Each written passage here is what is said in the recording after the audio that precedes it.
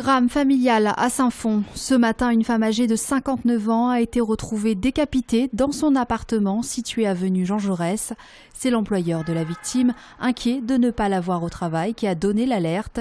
Sur place, les policiers ont découvert dans la salle de bain le corps et la tête découpés, semble-t-il, par un couteau. Présent au domicile, le fils de la victime, qui souffre de troubles psychiatriques, a été interpellé et placé en garde à vue. Selon les voisins qui ont souhaité garder l'anonymat, l'individu âgé d'une trentaine d'années semait la terreur dans la résidence. Dans la cage d'escalier, une fois, il s'est battu. Voilà, pour ça je sais. Plusieurs fois avec plusieurs personnes, mais on savait qu'il était un peu malade. Et c'est malheureux parce qu'on avait prévenu en fait. C'est pas comme si on dit on n'a rien vu, on n'a rien fait et on a laissé les choses faire. C'est qu'on a prévenu la police plein de fois.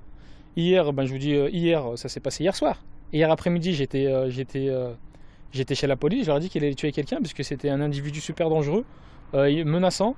L'enquête a été confiée aux policiers de la direction départementale de la sécurité publique.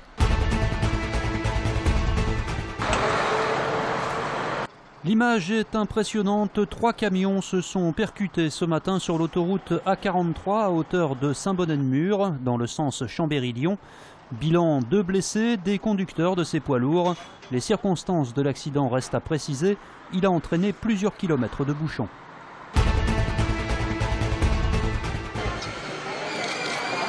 NKM de passage à Lyon pour faire la bise à Michel Avare. Nathalie Kosciusko-Morizet est venue apporter son soutien au candidat UMP des municipales. Je viens soutenir Michel Avare d'abord parce que c'est Michel, que je l'aime bien. Ce qui est vrai, c'est qu'on est tous les deux issus d'une primaire ouverte, c'est-à-dire d'un choix de modernité, un choix dans lequel sont les électeurs qui peuvent sélectionner leur candidat, celui qu'ils veulent, pour faire l'alternance.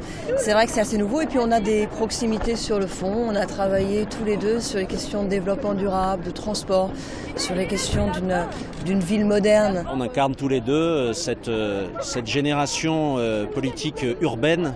Ce qui à l'UMP est un peu une nouveauté et on a ce caractère de cette génération qui s'intéresse à... des amis des champs. Voilà.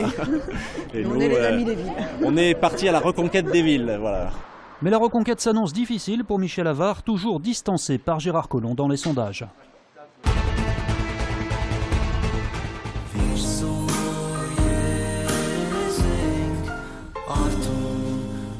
La mémoire arménienne a désormais son centre national, installé à Dessine, ville où vit justement l'une des plus importantes diasporas.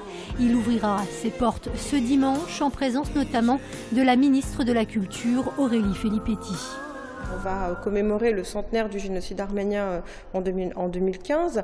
Il était extrêmement urgent de pouvoir bâtir un lieu comme celui-ci où on puisse faire œuvre de conservation à la fois, donc, alors, pas seulement de la mémoire, mais de toutes ses composantes, de sa culture, de ses traditions, de l'histoire en général. Particularité du CNMA, son centre pédagogique qui repose à la fois sur une bibliothèque de prêt classique, accessible à tous, mais aussi et surtout sur un fonds d'archives exceptionnel de près de 100 000 documents.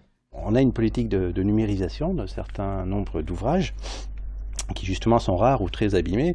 Par exemple, là vous avez une édition arménienne des Misérables de Victor Hugo qui date de, si mes mémoires est bonne, 1921.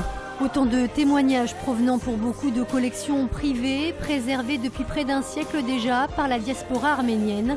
Une diaspora estimée aujourd'hui à 7 millions de personnes dans le monde. On est vexé en tant qu'homme déjà, forcément. On est vexé en tant que joueur. Vexés, les Lyonnais de cette claque reçue à Montpellier il y a 12 jours et de cette indigne 14e place au classement de Ligue 1. Dimanche soir à Gerland, l'OL a l'occasion de se racheter face à un autre club historique du foot français. Lui aussi en grande difficulté, les Girondins de Bordeaux, à une petite place et un petit point derrière Lyon. Ces deux équipes qui aspirent à avoir un résultat très positif pour elles. C'est vrai que pour nous, c'est très important, tout comme Bordeaux d'ailleurs, pour, repasser dans la première partie de tableau, ce qui serait plus conforme à notre statut. Koné, Umtiti blessé, Miguel Lopez et Johan Gourcuff incertains, Bédimo et Gonalon suspendus. Une fois de plus, Rémi Garde va devoir composer avec les moyens du bord et dans 2 jours pour ce qui s'apparente un peu à un match de la peur. Côté lyonnais, on risque surtout de jouer pour ne pas perdre.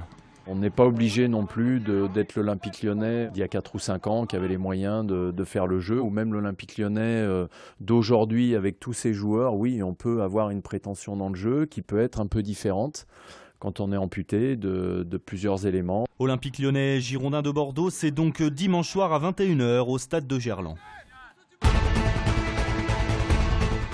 C'est ce soir que Quentin Tarantino recevra son prix Lumière des mains de sa muse Uma Thurman, égérie de Kill Bill et de Pulp Fiction. Le réalisateur américain se verra aussi remettre les insignes de commandeur de l'Ordre des Arts et des Lettres par la ministre de la Culture Aurélie Filippetti.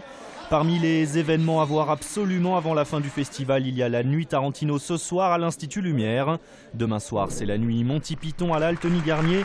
En revanche, pour ceux qui espéraient voir Jackie Brown dimanche en clôture du festival, mais qui n'ont pas leur place, louez plutôt le DVD, la séance affiche d'ores et déjà complet.